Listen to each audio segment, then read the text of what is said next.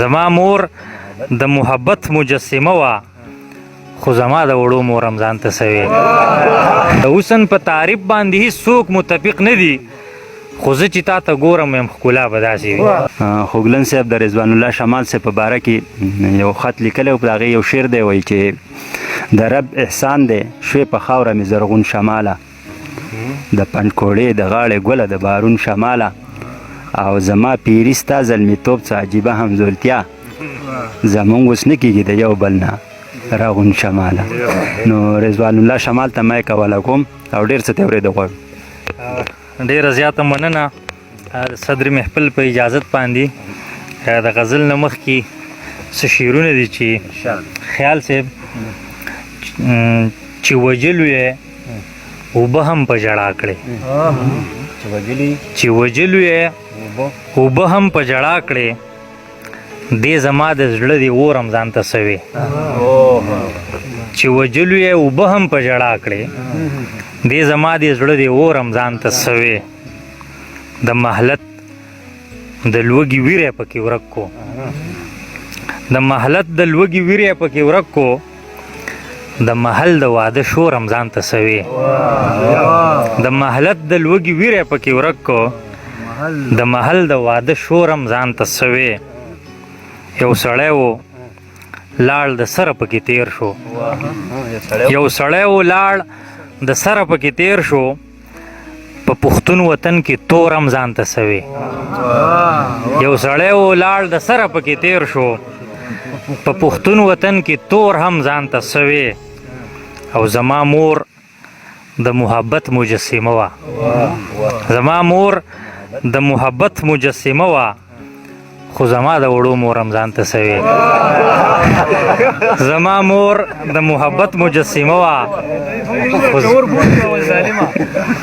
زما مور د محبت مجسمه وه، خو زما د وړو مور هم ځان ته.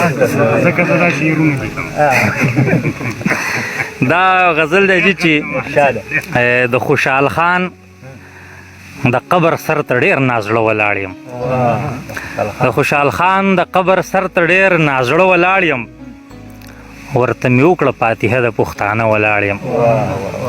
بېګا مې خوب لیده چې ستا حسن یو باغ غوندې دی، بېګا مې خوب لیده چې ستا حسن یو باغ غوندې دی، او زه تې چاپېر لکه درغښتې دیواله ولاړ یم.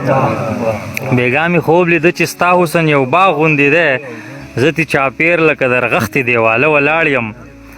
ژوند د رومان مې د ایمانه سره سم بوزمه، ژوند د رومان مې د ایمانه سره سم بوزمه، او دا لکه زه چې په ګودر کې په مانځه ولاړ یم. ژوند د رومان مې د ایمانه سره سم بوزمه، دا لکه زه چې په ګودر کې په مانځه ولاړ یم. د اختر ورځ ده بری ګړي دي مزې چرچې دي، د اختر ورځ ده بری ګړي دي مزې چرچې دي، او زه د خلکو نه لږ اخوا وتې خوله ولاړ یم. د اختر ورځ د بری ګړي دي مزې چرچې دي، او زه د خلکو نه لږ اخوا وتې خوله ولاړ یم. زما زیلناکه انا خپل تحلیل ته نه وه جوړه، زما زیلناکه انا خپل تحلیل ته نه وه جوړه، په غوړه سطح چې هم روغ ساس کې اوبه ولاړ یم. زما د ذهن دا تیاري اړو جواز نه لري، شماله زه خو د نړۍ په نورخاته ولاړ یم. دا یو غزل دی چې ځواني دي جنتي شي او دنیا به داسې وي، ځواني دي جنتي شي او دنیا به داسې وي، ارمان که پوره کېږي نو زما به داسې وي. ځواني دي جنتي شي او دنیا به داسې وي، ارمان که پوره کېږي نو زما به داسې وي. د حسن په تعریف باندې څوک متفق نه دي، د حسن په تعریف باندې څوک متفق نه دي، خو زه چې تا ته ګورم یم ښکلا به داسې وي. د حسن په تعریف باندې څوک متفق نه دي، خو زه چې تا ته ګورم ویم ښکلا به داسې وي. او سړی پکې د سترګو د حیا جامې وباسي، سړی پکې د سترګو د حیا جامې وباسي، یوه نیمه سامبولي تمنا به داسې وي. سړی پکې د سترګو د حیا جامې وباسي، یوه نیمه سامبولي تمنا به داسې وي.